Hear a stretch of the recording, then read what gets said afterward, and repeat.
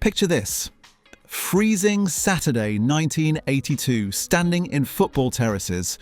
Someone passes you, steaming Bovril, dark and intensely beefy. For generations, this was Britain's winter comfort. Yet beneath that iconic jar lurked the most bizarre origin story involving Napoleon's desperate gamble and a Victorian sci-fi novel about superpowered beings. However, what made Bovril a national treasure would nearly destroy it. Let's go back to 1870 because that's where this peculiar tale really begins. The Franco-Prussian War was raging across Europe and France was getting absolutely hammered. Napoleon III, desperate to turn things around, realised his troops were starving, quite literally marching on empty stomachs. The French military needed beef, and they needed mountains of it. 1 million cans of preserved beef, to be precise. The problem was that France couldn't supply this quantity domestically, and Britain's supplies were limited too. Enter John Lawson Johnston from Roslin, Scotland, who'd emigrated to Canada and established himself in the meat trade. Johnston wasn't your average tradesman. He'd studied under Lyon Playfair, a professor of chemistry at the University of Edinburgh, developing a fascination with food science and preservation techniques. When the French contract landed on his desk, Johnston saw both a massive opportunity and an enormous logistical nightmare. Yes, Canada and South America had plenty of cattle, but how do you transport and store 1 million cans of fresh beef across the Atlantic before it spoils? Remember, we're talking 1870, no refrigerated ships, no modern preservation techniques. Johnston's solution was brilliantly mad. Instead of shipping actual beef, he'd create a concentrated extract that packed all the protein and flavour into a fraction of the space. He developed what he initially called Johnston's fluid beef, a process involving slowly simmering beef carcasses, concentrating the resulting broth, then hydrolyzing the gelatin with alkali to keep it semi-liquid rather than solidifying like traditional meat glaze. The result was a dark, viscous, intensely beefy paste that could be reconstituted with hot water to create what was essentially instant beef tea. But Johnston didn't just create a functional product. He understood the power of branding, something quite revolutionary for the 1870s. He needed a name that conveyed strength, nourishment, and a touch of the exotic. The first part was obvious. Bov, from the Latin bovinus, meaning pertaining to an ox. The second part came from popular culture. Edward Bulwer-Lytton's 1871 novel, The Coming Race, featured a superior race of people called the Vrilia, who derived supernatural powers from a mysterious energy force called Vril. Johnston combined the two. Bovril, great strength obtained from an ox. It was marketing genius before marketing was even really a thing. For his services to the French military, Johnston was awarded the Order of the French Red Cross. More importantly, he'd created something that would outlive Napoleon's empire by over a century. Now, you might be thinking this is just about beef paste. But trust me, we're about to dive into how Bovril became the fuel of the British Empire. Like and subscribe if you're enjoying this video so far. Johnston's Canadian factory burned down in 1880, which turned out to be a blessing in disguise. He relocated to England, setting up operations and moving into Kingswood House in West Dulwich, London. The locals nicknamed it Bovril Castle, after Johnston spent £10,000 adding castellations and Gothic flourishes. The man wasn't lacking in confidence. By 1888, just 8 years after arriving in Britain, over 3,000 UK public houses, grocers and dispensing chemists were selling Bovril. Think about that for a moment. This wasn't just food distribution. Johnston had positioned his product in pubs, chemists and grocery stores simultaneously, marketing it as everything from a nutritious beverage to a medical tonic. In 1889, Bovril Limited was formally incorporated with a capital of £150,000. But here's where it gets truly bizarre. Bovril didn't just ride the wave of the British Empire, it became part of its infrastructure.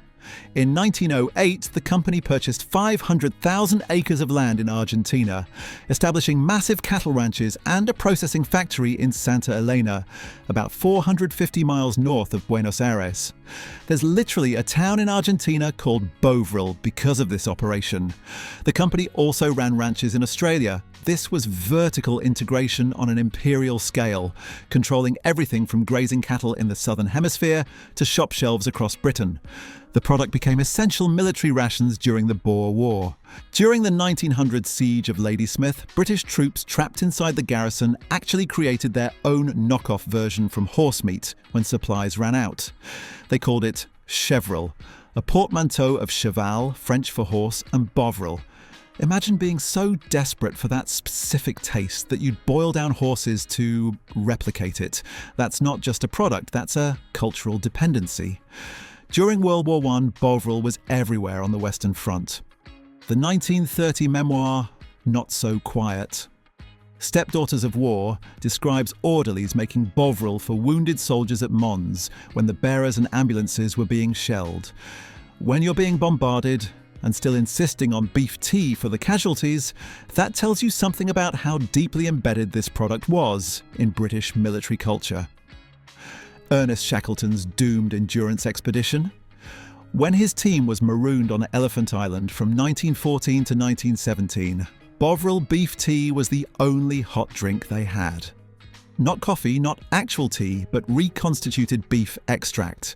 These men were surviving in one of the harshest environments on Earth, and Bovril was their primary source of liquid warmth and protein.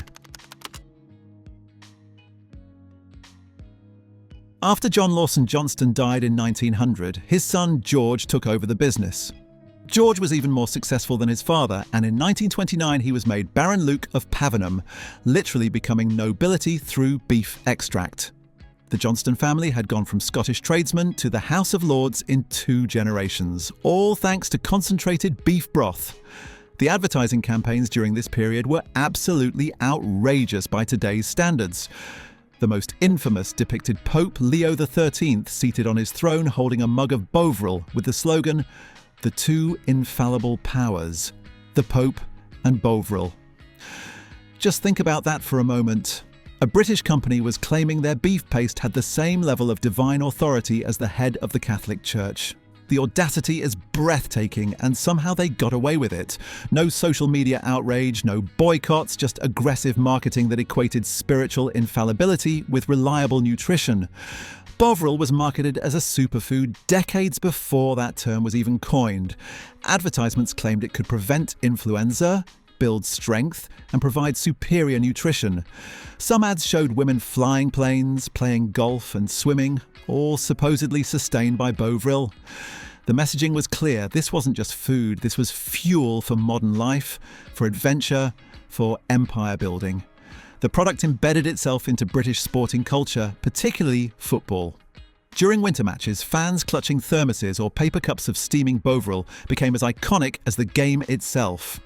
In Scotland, where glass thermoses were eventually banned from stadiums as potential weapons, disposable cups of Bovril became the only option for warmth. This wasn't just about nutrition or taste anymore, it was ritual, tradition, a connection spanning generations of supporters. In 1966, Bovril launched its instant beef stock, modernising the product for convenience-obsessed Britain. Then in 1971, they introduced the King of Beef range, instant flavours for stews, casseroles and gravy. The company was adapting, evolving, trying to stay relevant in an era when frozen foods and instant meals were revolutionising British kitchens. That same year, 1971, James Goldsmith's Cavenham Foods acquired Bovril in a corporate takeover. Goldsmith was one of those aggressive 1970s corporate raiders who saw British heritage brands as undervalued assets ripe for restructuring. Almost immediately, Cavenham sold off most of Bovril's dairies and the remaining South American operations to finance further acquisitions.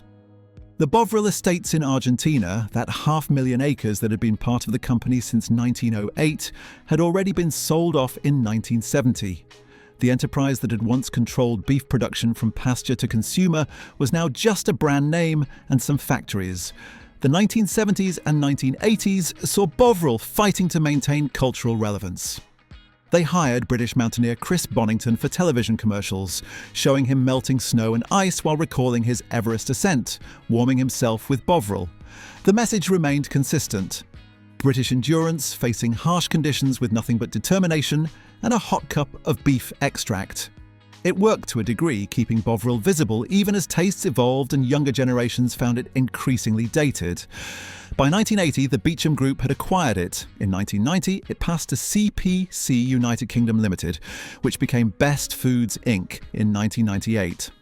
Finally, in 2001, Unilever, the Anglo-Dutch multinational giant, bought the brand. Each ownership change chipped away at Bovril's unique identity.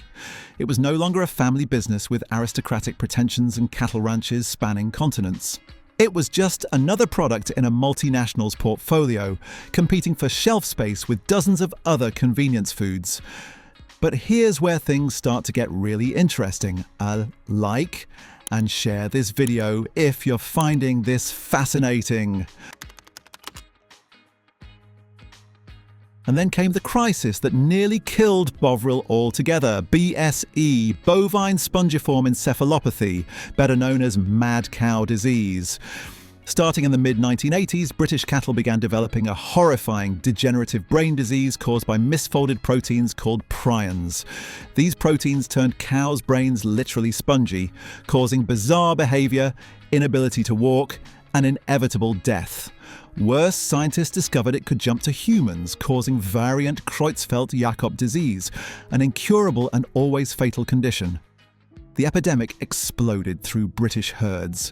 By 1992 and 1993, there were over 700 new BSE cases per week in the UK, with 37,280 sick animals in 1992 alone. Over 184,000 cattle would eventually contract the disease. When scientists confirmed in March 1996 that BSE could transmit to humans through eating infected beef, public panic ensued. British beef consumption collapsed. The European Union imposed a worldwide ban on British beef exports on the 27th of March 1996, lasting 10 years. For Bovril, this was existential. The entire product was beef extract. The brand name literally meant strength from an ox. How do you sell beef in a jar when people are terrified that beef will rot their brains? Sales had already been declining by 1 to 2% annually through the 1990s as tastes changed and vegetarianism grew. The BSE crisis threatened to finish the job. Export markets disappeared first.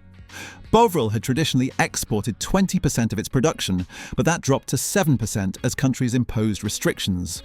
Malaysia, China, Singapore, key Asian markets where Bovril had been popular for decades, all closed their doors. Even though Bovril's beef wasn't actually British, it didn't matter. The association was toxic. Unilever, now owning the brand, faced an impossible choice: abandon beef and destroy the product's identity, or stick with beef and watch sales crater entirely. In 2004, they made the radical decision. Bovril would become vegetarian. They removed all beef ingredients and replaced them with a yeast extract formula, 45% yeast extract in the new formulation, essentially turning Bovril into a competitor to Marmite. The reaction was extraordinary. Bovril without beef struck many Britons as fundamentally wrong, like fish and chips without fish. The entire point of Bovril was beef. Football fans felt betrayed. Letters poured into newspapers. Online forums exploded with outrage. Some people stockpiled the old version, hoarding jars like they contained liquid gold. But here's the controversial bit that nobody really talks about. Some people actually preferred the vegetarian version. Once the initial shock wore off, a significant minority of consumers found they liked the yeast-based formula better. It was less salty, easier to spread on toast, and had a cleaner, less heavy taste. Several vegetarians who'd never been able to try Bovril suddenly became fans. Message boards filled with people begging Unilever not to bring back the beef. Unilever tracked sales data closely, and what they saw was complicated. Yes, traditional customers abandoned the product, but exports to markets with halal requirements and large vegetarian populations increased. The new formula opened previously closed doors. For 2 years, Bovril existed in a strange liminal state, neither truly beef nor comfortable in its new identity. In 2006, Unilever made another U-turn. Beef was coming back.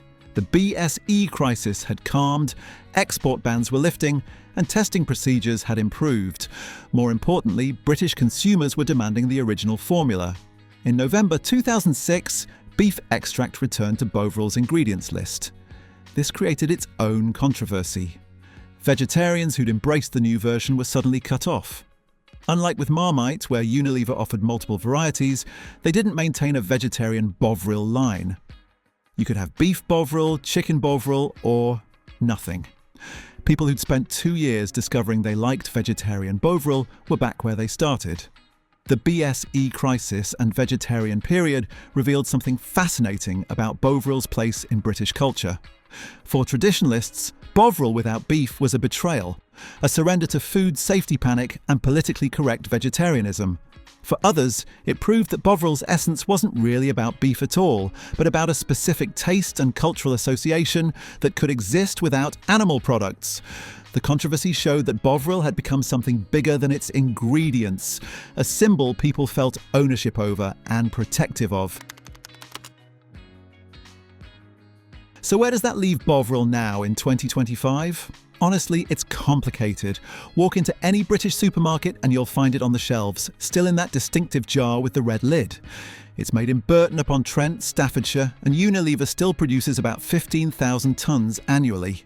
You can buy it as the traditional paste, cubes and granules, or even chicken-flavoured versions. Football stadiums still sell Bovril, though the experience has changed dramatically. Modern all-seater stadiums with corporate boxes and craft beer options are worlds away from the frozen terraces of decades past. The paper cup of Bovril is now as much about nostalgia as warmth, connecting to a version of football culture that's rapidly disappearing. Younger fans often try it once out of curiosity, a ritual inherited from parents or grandparents, but few make it a regular habit. In November 2020, Forest Green Rovers Football Club, the world's first vegan football club, collaborated with Bovril to create a beet-based version sold exclusively at their stadium. It's Bovril in name only, but it shows the brand attempting to adapt to contemporary concerns about climate change and animal welfare. Whether this represents the future or just a quirky footnote remains to be seen. The advertising has evolved accordingly. Modern Bovril campaigns tap into Britishness through imagery of the National Trust and energetic outdoor pursuits. You'll see people hiking in the Lake District or walking coastal paths, Bovril positioned as fuel for adventure. It's remarkably similar to those 1970s Chris Bonington mountaineering ads, just updated for an era of wellness influencers and Instagram-friendly countryside rambles. But let's be honest about what Bovril represents in contemporary Britain. It's a relic, a reminder of empire, rationing, terraces, and a particular kind of working-class British stoicism that contemporary culture doesn't quite know how to process. The idea of spreading concentrated beef extract on toast feels Victorian in the age of avocado and sourdough. The notion that beef tea is warming seems quaint when coffee shops occupy every corner, yet somehow Bovril persists. Jars slumber at the back of kitchen cupboards across Britain. Some people still swear by a spoonful in their stew or gravy, claiming nothing else provides that depth of savoury richness. Others keep jars purely for nostalgia, a connection to grandparents or childhood, even if they never actually use them. The rise and fall of Bovril tells us something important about British food culture and national identity. This product was created for a foreign military campaign, built an empire on beef extract, survived 2 world wars, got endorsed by a pope, became synonymous with football, nearly died during a public health crisis, briefly abandoned its core ingredient, then stubbornly refused to disappear. It's peak British, really. Improbable origins, imperial overreach, wartime resilience, institutional stubbornness, and an inability to let go of the past even when the present makes no sense. The truth is that Bovril never really rose or fell dramatically. It carved out a niche in the late 19th century and has occupied that same niche, with modifications and disruptions, for over 150 years. It's not dominant, but it's not extinct. It exists in that peculiar space occupied by products like Marmite, Branston pickle, or HP sauce. Things that are undeniably British, but whose actual consumption doesn't match their cultural significance. The rise and fall of Bovril is really Britain's story itself. Victorian ambition, wartime endurance, corporate consolidation, food scares, tradition versus modernisation. Bovril hasn't fallen, just transformed from vital nutrition to cultural artefact. Given it survived world wars, a mad cow disease, don't bet against this peculiar British institution. If you've made it this far through this beef-soaked journey, you clearly appreciate the weird corners of British food history as much as I do. So why not subscribe to the channel, hit that notification bell, because, trust me, we've got plenty more bizarre British food stories to explore. Next time, we might dig into the dark history of margarine, or the surprisingly controversial origins of custard powder, or how a pharmacist accidentally invented what would become Britain's favourite curry powder. The past is full of strange, salty surprises, and we're just getting started. Cheers!